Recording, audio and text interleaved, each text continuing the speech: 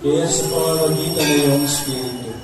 Gawin mo banal ang mga kaloob na ito upang para sa amin maging katawan at dugo ng aming Panginoong Jesucristo.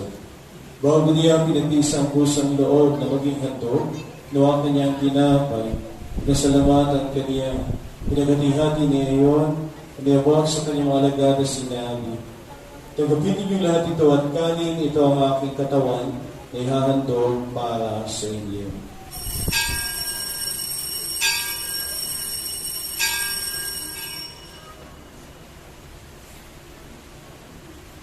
Ngayon, hindi naman matapos ang hapunan, luwag na niya ang kalis. Muli na niya pinasalamatan. Iniyabot niya ang kalis sa kanyang mga alagad at sinabi, "Tanggapin niyo lahat ito at inumin.